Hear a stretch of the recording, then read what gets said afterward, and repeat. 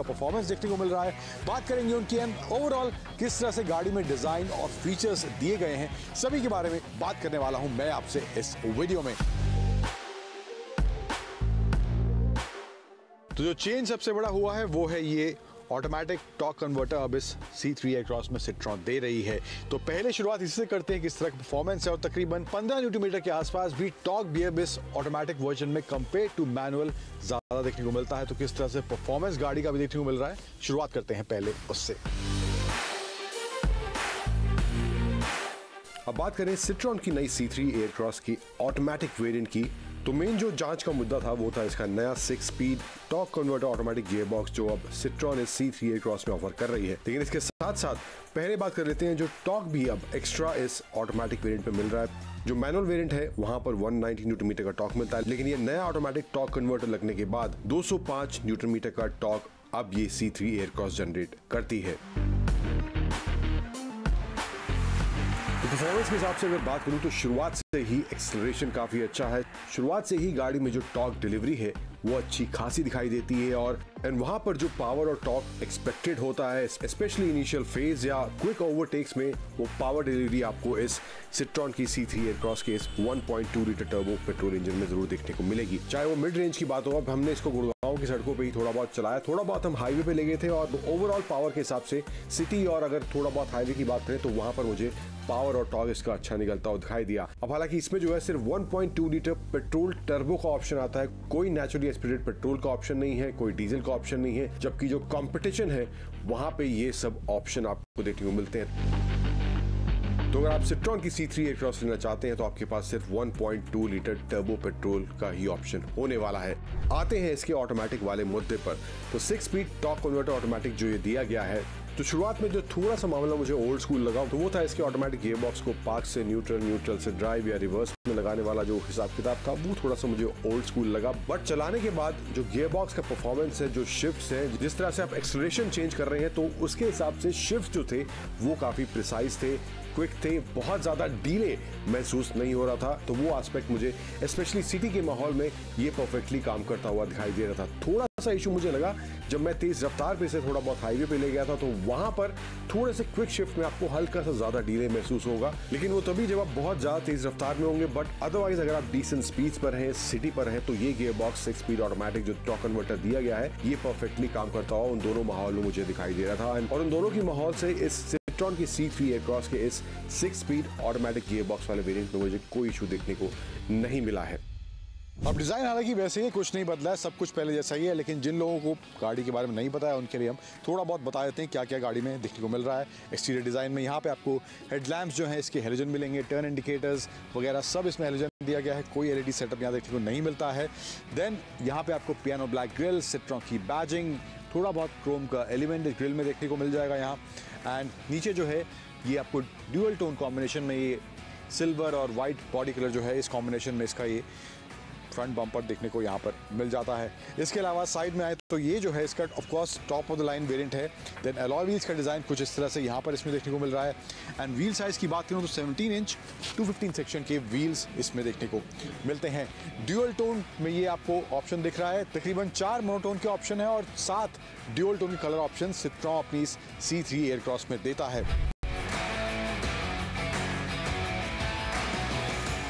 पीछे की तरफ आए, यहाँ पे सेटअप जो है टेल लैंप्स का वो भी आपको हेलोजन बल्ब वाला ही मिलने वाला है, लेकिन यहाँ पे सेंटर में आए तो पियानो ब्लैक एलिमेंट, सिट्रॉन की बैजिंग, C3 एयरक्रॉस और प्योरटेक जो कि इसके इंजन की ब्रांडिंग है वो यहाँ पे देखने को मिलती है। एंड सेंसर्स, 2 सेंसर्स पीछे आपको देखने को इसमें मिल जाएंगे। रियर वाइपर, यहाँ पे स्पॉइलर कुछ इस तरह से, एंड शार्क फिन एंटीना यहाँ पे C3 एयरक्रॉस में दिया गया है।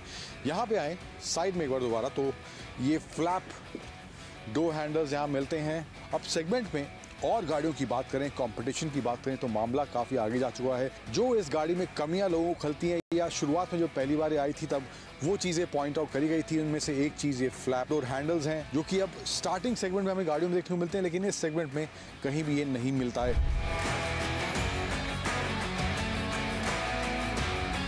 अब अंदर बैठा हूँ मैं C3 एयरक्रॉस के, तो मोटा मोटा क्या इन टर्म्स ऑफ कैबिन फील देखने को मिल रहा है। गाड़ी को स्टार्ट कर लेते हैं तो यहाँ पे इसका ये 10 इंच का आपको इंफोटेनमेंट सिस्टम देखने को मिल जाएगा। इसके अलावा जो है 7 इंच का डिजिटल ही इसका इंस्ट्रूमेंट क्लस्टर भी यहाँ पे इसमें दिया गया है। इसमें आपको fuel economy, distance to empty, tachometer, speedometer, gear indicator, temperature, ये सब ऑप्शन यहाँ पे इसमें देखने को मिल जाते हैं। सीट बेल्ट रिमाइंडर भी यहाँ पे आपको इसका साइन देखने को मिल जाएगा। सेंटर में आए तो मामला यहाँ पे थोड़ा हो जाता है और आउटडेटेड, क्योंकि यहाँ पे अब एक्सपेक्टेड था सिट्रोन जब इस C3 एयरक्राफ्ट को थोड़ा सा रिवाइज करेगी, और जब ये रिवाइज हो गई है तो ऑटोमेटिक क्लाइमेट कंट्रोल का ऑप्शन अभी भी यहाँ पर इसमें देखने को नहीं मिल रहा। हालांकि एक जो एडिशन नया हुआ है वो है रिमोट AC कंट्रोल का ऑप्शन दिया गया है, जो कि आप इसके ऐप के थ्रू कर सकते हैं, तो वो एक ऑप्शन यहाँ पे देखने को मिल रहा है। एंड रिमोट स्टार्ट स्टॉप का भी ऑप्शन दिया गया है, लेकिन यहाँ पे आपको स्टार्ट स्टॉप बटन अभी भी यहाँ पर इस सिट्रोन की C3 एयरक्रॉस में देखने को नहीं मिलेगा। ओवरऑल फील जो है यहाँ पे कैबिन का हार्ड प्लास्टिक है, थोड़ा बहुत एलिमेंट डिज़ाइन के लिए, थोड़ा प्रीमियम फील के लिए यहाँ पर कुछ इस तरह देखने को मिल जाएगा। वर्टिकल इसके AC vents, piano black feel है ओवरऑल। एंड नीचे आए बेज एंड सिल्वर फिनिश, यहाँ पर थोड़ा सामान रखने की जगह भी यहाँ पर दी गई है। एंड सेंटर कंसोल यहाँ पे पूरा आपको blacked out hard plastic feel के साथ ही मिलने वाला है। वायरलेस चार्जिंग का भी कोई ऑप्शन यहाँ पर नहीं देखने को मिलता है। 2 कप होल्डर्स हालांकि यहाँ दिए गए हैं, कुछ सामान रखने की जगह सेंटर में है। जो एक चीज़ मुझे अच्छी लगती है इस गाड़ी में, और जब ये आई थी तब भी उसकी बात हमने करी थी, सीटिंग जो है काफ़ी कंफर्टेबल इस गाड़ी में देखने को मिलती है, तो ये मामला यहाँ पर मुझे काफ़ी अच्छा लगता है। And combination fabric plus leather stitch combination seating में भी यहाँ पर कुछ इस तरह से इसमें दिया गया। हालांकि ये top of the line variant है, लेकिन इससे नीचे वाले वेरिएंट्स में आपको मुझे लगता है फैब्रिक सीट्स का ऑप्शन ही मिलने वाला है, तो मामला कुछ इस तरह से है। And in terms of features भी बहुत ज़्यादा तब्दीली कुछ यहाँ पर नहीं हुई। हालांकि एक जो एलिमेंट एक्स्ट्रा या कहें कि एडिशनल सेगमेंट की किसी और गाड़ी में नहीं है, वो इस सिट्रोन की C3 एयरक्रॉस में आता है, यानी 5+2 सीटर वाला कॉम्बिनेशन इस C3 एयरक्रॉस में सिट्रोन प्रोवाइड करती है, जो कि सेगमेंट में किसी और गाड़ी में देखने को नहीं मिलता है। अब इसकी दूसरी किताब में बैठा हूँ तो यहाँ पे कुछ चीज़ें जो मिसिंग है। सबसे पहले जो है यहाँ पर आपको सेंटर में इसमें आर्मरेस्ट देखने को नहीं मिल रहा। हालांकि सीटिंग अगेन हल से बहुत कंफर्टेबल, जो एंगल है काफ़ी अच्छा है, इसको एडजस्ट करने का भी ऑप्शन है। एंड आर्मरेस्ट हालांकि यहाँ नहीं दिया गया, लेकिन यहाँ पे ड्राइवर साइड में आपको आर्मरेस्ट देखने को मिल जाएगा। एंड एडिशनली जो और चीज़ें मिसिंग पहले थी, जो अभी भी हैं, auto dimming, IRVMs, ventilated seat at least front passengers के लिए या एटलीस्ट ड्राइवर के लिए, क्रूज कंट्रोल जैसे फीचर्स वो भी यहाँ अभी इसमें देखने को नहीं मिलते, चाहे इसकी टॉप वेरिएंट की बात क्यों ना हम कर लें। एंड ऑल्सो जो फ्रंट पैसेंजर सीट है वो भी आपको हाइट एडजस्ट का ऑप्शन वहाँ पर देखने को उसमें नहीं मिलता है। देन यहाँ पे कप होल्डर है, USB-C चार्जिंग पॉइंट वगैरह दिए गए हैं। एंड विंडोज़ को जो अप डाउन करने के बटन्स हैं वो आपको यहाँ पे सेंटर में ही देखने को मिलेंगे, जो कि पीछे की विंडोज़ के दिए गए हैं। Again in terms of convenience not to sorted I would say. लेकिन जो शुरुआत में बात कर रहा था, सबसे बड़ी USP जो इस गाड़ी की है उसके बारे में अब बात करते हैं। अब हालांकि अब जो मैं एडिशनल एलिमेंट बता रहा था उस सेगमेंट में किसी और गाड़ी में नहीं है, वो है इसकी 3rd रो वाला ऑप्शन। कंफर्टेबल मामला नहीं है। आप लेग रूम देखिए, ठीक ठाक है, बहुत ही मामला टाइट है, लेकिन थोड़ा बहुत यहाँ पे देखने को मिल रहा है। थाई सपोर्ट बिल्कुल नहीं है। हेडरूम मैं कहूँ बहुत ज़्यादा नहीं है, बट मेरी हाइट के हिसाब से यहाँ ठीक ठाक मिल रहा है, लेकिन अभी फिलहाल हल्का सा हेड मेरा टच हो रहा है। 5 रो मेरी हाइट है, अगर उससे ऊपर हाइट का कोई होगा तो मुझे लगता है वो बिल्कुल भी यहाँ नहीं बैठ सकता। तो सो देन आई थिंक बच्चों के लिए ही ये सीट कंफर्टेबल रहेगी। इसके अलावा कप होल्डर्स वगैरह यहाँ दिए गए हैं। एंड USB चार्जिंग के 2 पोर्ट्स भी यहाँ पे देखने को इसमें मिल जाते हैं।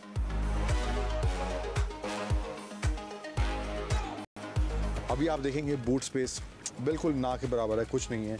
आप बस एक लैपटॉप बैग वगैरह कुछ रख सकते हैं, लेकिन मुझे अगर यहाँ पे इसको हटाना है तो यहाँ से मैं एक टैग दिया गया है उसको पुल करूँगा कुछ इस तरह से। इसकी ये सीट यहाँ पर, दोनों सीट आप निकाल सकते हैं। यहाँ पर ये स्पेस कुछ इस तरह से इसमें बन जाता है। Now that is something that customers will appreciate. जिस तरह की कन्वीनियंस है, जिस तरह की ऑप्शन इस 3rd रो की होने की वजह से इस गाड़ी में बन जाते हैं। तो यहाँ पर ये मामला कुछ इस तरह से है सिट्रोन की C3 एयरक्रॉस को लेकर, और स्पेस और जिस तरह से एक्सेसिबिलिटी है 3rd रो की कुछ इस तरह से देखने को इसमें मिल जाती है। अब ओवरऑल एज ए पैकेज की बात करें, हालांकि गाड़ी पुरानी है, सिर्फ 6 स्पीड ऑटोमेटिक नया इसमें दिया गया है, तो जिस सेगमेंट में ये गाड़ी आती है वहां पर कंपटीशन जो है ADAS वाले लेवल पर चला गया है। लेकिन सिट्रॉन की C3 एयरक्रॉस जो है बहुत से मायनों में अभी उन फीचर्स की अगर बात करें तो वहां पर काफी ज्यादा अभी पीछे है। और ओवरऑल जो पैकेज कस्टमर्स इस सेगमेंट में एक्सपेक्ट करते हैं, तो अभी मुझे लगता है बहुत सी ऐसी और चीजें हैं जो कंपटीशन ऑफर कर रहा है, लेकिन इस सिट्रॉन की C3 एयरक्रॉस में देखने को नहीं मिलती है। लेकिन जो इस गाड़ी के प्लस पॉइंट्स हैं, इस गाड़ी की राइड हैंडलिंग, इस गाड़ी में जिस तरह का कंफर्ट मिलता है और इस गाड़ी में जो 5+2 सीटर वाला ऑप्शन है, प्लस जिस तरह का स्पेस इसमें मैनेज करा गया है, वो इस गाड़ी की मेन यूएसपीज है। तो अगर आप उन मायनों के हिसाब से या इन पॉइंट्स के हिसाब से इस सेगमेंट में कोई गाड़ी तलाश रहे हैं, सिट्रॉन की C3 एयरक्रॉस तभी आपके लिए एक अच्छा पैकेज बन सकती है। टाइम्स ड्राइव शो में वक्त हो चला एक छोटे से ब्रेक का, लेकिन आप कहीं मत जाइएगा क्योंकि ब्रेक के उस पार हम आपको मिलवाने वाले हैं हस्कवर्ना की नई स्वाट पिलन 401 से।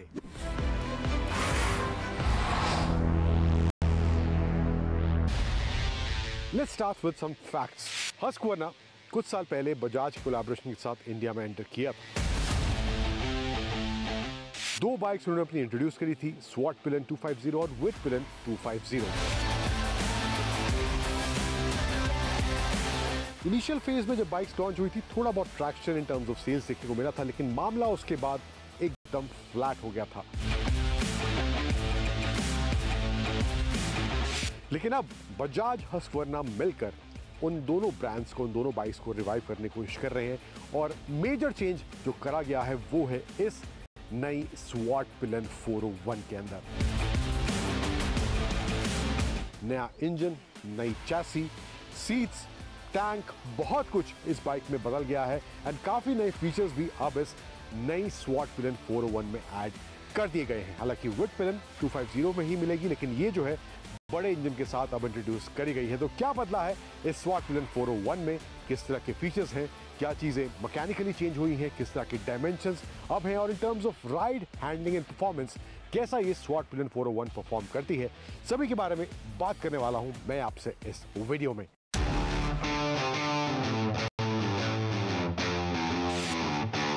शुरुआत इसके फ्रंट फेस से करते हैं, क्या क्या तब्दीलें हुई। सबसे पहले आपको यहाँ पे जो है हेडलैम्प, जो जिस तरह से वो राउंड शेप रेट्रो फील वाला ही वैसा ही है, काफ़ी बड़ा चंकी हेडलैम्प का इसका ये साइज देखने को मिलेगा। DRLs प्लस LED आपको लाइट्स यहाँ देखने को मिल जाती हैं एंड देखने में ये कूल वाकई में जरूर लग रहा है और साइज भी इसका काफ़ी सही यहाँ पर देखने को मुझे मिल रहा है। सस्पेंशन की बात करें तो फ्रंट में USD फोक्स है, सेम KTM 390 वाले ही फोक्स यूज़ करे गए हैं, जो कि एडजस्टेबल ऑप्शन के साथ यहाँ पर इसमें आते हैं। LED ब्लिंकर्स यहाँ पे यूज़ करे गए हैं एंड इसके अलावा नीचे की तरफ आए तो यहाँ पे जो टायर्स फ्रंट में इसके दिए गए हैं, 17 इंच के 110 सेक्शन के टायर्स फ्रंट में दिए गए हैं एंड थोड़ा सा वो नॉबी टायर्स यूज़ करा गया है इसमें। एंड एक जो चीज़ प्रीमियम है टायर्स को लेकर वो है इसमें आपको पिरेली के टायर्स दिए गए हैं। बजाज हस्कवर्ना की बाइक है और पिरेली के टायर्स यूज़ करेंगे तो प्रीमियम थोड़ा मामला यहाँ पे इन टर्म्स ऑफ टायर इसमें होता है एंड थोड़ा सा इसको वो ऑफ रोड वाला भी फील देने की कोशिश की है। Then that's why you can see this knobby tyres and spoke wheels इसमें यूज़ करे गए हैं, जो कि एज स्टैंडर्ड दिए जाएंगे, लेकिन अगर आपको अलॉय व्हील्स चाहिए तो आप एज एन एक्सेसरी वो ले सकते हैं, तो वो एक ऑप्शन वहाँ पे भी देखने को इसमें मिलता है। इन साइड में जो है आपको प्रपोर्शन जो है इसके टैंक का वो थोड़ा बड़ा मिलेगा, क्योंकि टैंक का जो साइज़ है वो अब 9.5 लीटर जो पहले था उससे अब बढ़कर 13.5 लीटर इसका साइज हो गया। तो वो पोर्शन जो विड्थ है टैंक की वो भी आपको बड़ी हुई देखने को मिलेगी एंड 401 की बैजिंग, यहाँ पे थोड़ा सा नियॉन कलर एलिमेंट यहाँ देखने को मिलेगा। साइड में जो रेडिएटर है इसके कवर्स के आसपास यहाँ पे हस्कवर्ना की ब्रांडिंग देखने को मिल जाएगी एंड हस्कवर्ना की ब्रांडिंग इसके फ्रंट मड गार्ड में इधर की तरफ दी गई है। ऊपर की तरफ आए तो यहाँ पे भी ये एलिमेंट आप देखेंगे, इसको एक बोल्ड फेस जरूर दे रहा है, जो फ्रंट में ये वाइजर दिया गया छोटा सा, तो ये भी एक एलिमेंट यहाँ पे इसमें देखने को मिल जाएगा। फिर आए इंजन की तरफ, तो ये जो इंजन और चैसी इसमें यूज़ करी गई है वो सेम ड्यूक 390 वाली ही इस्तेमाल करी गई है। इन टर्म्स ऑफ नंबर सभी को सेम है, तो वही आप इस हस्कवर्ना की नई 401 में भी देखने वाले हैं। एंड इसके अलावा रियर शॉक की बात करें तो वो भी offset same as new Duke 390, वैसा ही कुछ रियर शॉक आपको इसमें भी देखने को मिलने वाला है, जो कि एडजस्टेबल पीलोड के ऑप्शन के साथ आता है। अंडरबेली एग्जॉस्ट एंड रियर की तरफ यहाँ पे आपको वही same of course spoke wheels, Pirelli tyres, 17 inch 150 section का टायर आपको इसके रियर में देखने को मिल जाएगा। पीछे का जो टेल सेक्शन है वो भी यहाँ पे आपको चेंज देखने को मिलेगा। नंबर प्लेट अब इधर है, कुछ इस तरह से इसका डिजाइन रियर में देखने को मिलेगा एंड रियर जो टेल लाइट है वो भी आपको LED यहाँ पे कुछ इस तरह से देखने को मिल जाती है। And grab handle piano black finish में। अब सीट जो है, पहले कस्टमर्स को शिकायत थी दो चीज़ों से, मेन जो दो चीज़ें थी वो थी बाइक का प्रपोर्शन। अब बजाज ने खुद ही एक्सेप्ट किया कि जो कोई लंबी हाइट का इंसान इस बाइक पर बैठता था तो बाइक उसके सामने बहुत छोटी दिखती थी, एंड जो कम हाइट का इंसान इस पर बैठता था तो उसके पैर नीचे इस पर नहीं पहुंचते थे because of the seat height. तो इन दोनों चीज़ों में भी तब्दीलियां करी गई हैं। साइज तो ऑफकोर्स अब बढ़ गया है, विड्थ वगैरह इसका ओवरऑल अराउंड 100 मिलीमीटर के आसपास इसकी सीट लेंथ अब इंक्रीज कर दी गई है। ग्राउंड क्लियरेंस की बात करूँ तो वहाँ भी ग्राउंड क्लियरेंस आपको बढ़ा हुआ देखने को मिलेगा। ओवरऑल जो वेट है तकरीबन 3 kg ये ड्यूक 390 से हैवियर है और 1 kg पहले के मुकाबले ये लाइटर हो गई है। तो ये चेंज यहाँ पर आपको ये भी देखने को मिलेगा। फिर जो सीट हाइट है वो पहले थी 842 मिलीमीटर्स की, लेकिन अब हो गई है 820 मिलीमीटर्स की। ड्यूक में भी 800 820 दोनों का ऑप्शन आता है, लेकिन यहाँ पर आपको 820 मिलीमीटर का ही ऑप्शन यहाँ पर देखने को मिलेगा। एंड सीट का जो ओवरऑल डिज़ाइन है वो मुझे काफ़ी अच्छा लग रहा है। काफ़ी लंबी seat in terms of length देखेंगे, एंड ओवरऑल कंफर्ट के हिसाब से अभी फिलहाल यहाँ पे कुशनिंग जो है वो भी अच्छी यहाँ देखने को इसमें मिल रही है। फिर मामला यहाँ पे टैंक पे आए तो वैसा ही कुछ डिज़ाइन जो पहले था तो यहाँ पर भी देखने को मिल रहा है सेंटर में।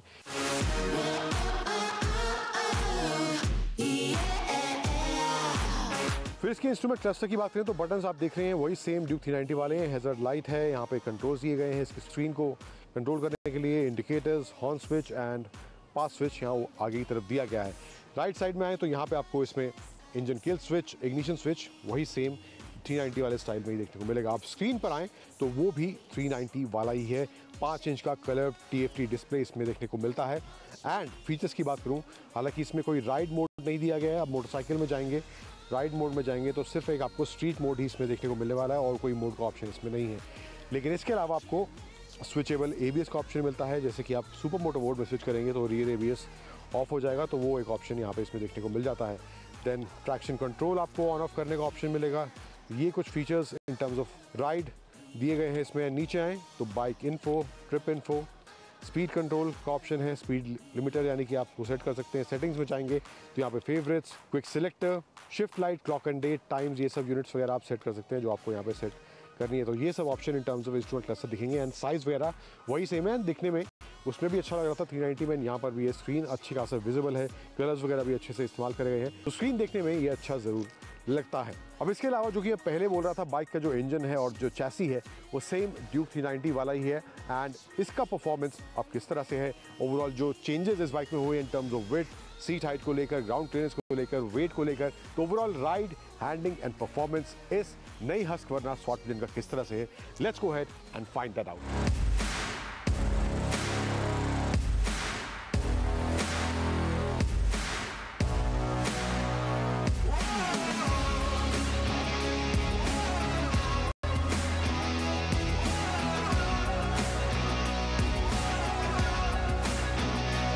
कहानी को आगे बढ़ाते हैं और पहले नजर डालते हैं इसके इंजन के आंकड़ों पर, और उसके बाद बात करेंगे किस तरह की परफॉर्मेंस, राइड क्वालिटी और हैंडलिंग इस हस्कवर्ना स्वॉट पिलियन 401 में देखने को मिल रही है। सो ऑफ कोर्स इंजन जो है ड्यूक 390 वाला इसमें यूज करा गया है, चैसी भी सेम है, तो परफॉर्मेंस भी वैसा ही तेज तर्रार। शुरुआत से ही वो आपको इनिशियल जो है पिकअप अच्छा देखने को मिलने वाला है। एंड शुरुआत में ही जो ड्यूक 390 के इंजन में स्पाइक देखने को मिलता है वो यहाँ पर भी इस स्वॉट पिलियन में महसूस जरूर होगा आपको इनिशियल राइड के दौरान। लेकिन हस्कवर्ना का कहना है कि इसका लो एंड भी थोड़ा बेटर रखा गया है, थोड़ा बैलेंस परफॉर्मेंस का रखा गया है, तो यस वो लो एंड भी स्लाइटली बेटर आपको कंपेयर टू ड्यूक 390 इस स्वॉट पिलियन 401 में देखने को मिलेगा। इसके अलावा जो ओवरऑल पावर डिलीवरी या टॉर्क जिस तरह का इस बाइक से निकलता हुआ दिखाई देता है, तो वहां पे इसमें आपको वो फन वाला फैक्टर भी देखने को जरूर मिलने वाला है। अब हालांकि इसका पोस्चरिंग जो है वो कम्प्लीटली डिफरेंट है ड्यूक 390 से। थोड़ा सा आप आगे की तरफ लीन होकर इसमें बैठते हैं, अदरवाइज जो ड्यूक 390 है वहाँ पे थोड़ा अपराइट पोस्चरिंग देखने को मिलता है, बट यहाँ पर हल्का सा बहुत ही स्लाइटली आप फॉरवर्ड लीन होकर इसमें बैठते हैं। बट ओवरऑल जो सीट में आप चेंज करे गए हैं, जिस तरह का सीट का लेंथ हो गया है एंड विड्थ जो है वो भी काफ़ी अच्छा देखने को मिलता है। सीट की जो कुशनिंग है वो भी अच्छा कंफर्ट जरूर प्रोवाइड करती है।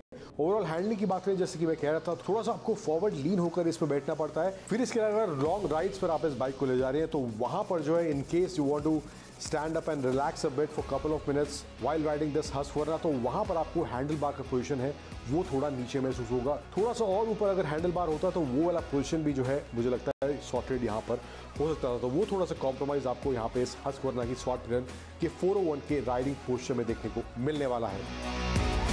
सस्पेंशन सेटअप और ब्रेकिंग की बात करें तो फ्रंट में आपको यूएसडी फोर्क्स मिलते हैं एंड एडजस्टेबल का ऑप्शन वहां दिया गया है एंड रियर में भी आपको पीरियड एडजस्ट का ऑप्शन इसमें देखने को मिलता है, तो वहां पर मामला काफी सॉलिड फील होता है। आपको अपनी राइडिंग के हिसाब से जिस तरह का सेटिंग रखना है तो वो भी एक ऑप्शन यहाँ पर हस्कवर्ना की स्वाट पिलियन 401 में दिया गया है। ब्रेकिंग की बात करूं तो ड्यूल चैनल एबीएस है, ब्रेकिंग प्रिसाइज है, सटीक है, तेज रफ्तार, धीमी रफ्तार, दोनों माहौल में सिटी हाईवे पर ब्रेकिंग जो है काफी अच्छी देखने को मुझे इसकी मिली है।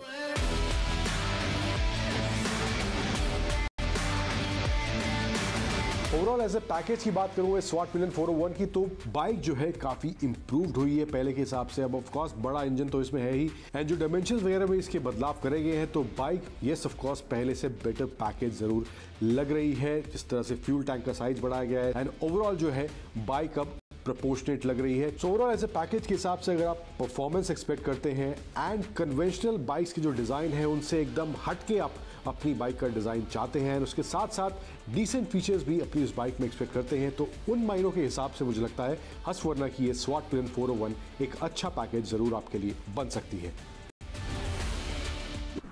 तो आज के इस टाइम्स ड्राइव शो में इतना ही। आप सभी से वक्त हो चला है विदा लेने का, लेकिन आज के शो से जुड़े आपके कुछ सवाल या सुझाव हैं तो आप हमें टाइम्स ड्राइव के सोशल मीडिया हैंडल्स पर वो सब भेज सकते हैं। हमेशा की तरह always wear your seat belt while driving, always wear your helmet while riding, drive safe, ride safe. Thank you for joining and stay tuned to ET North Pradesh.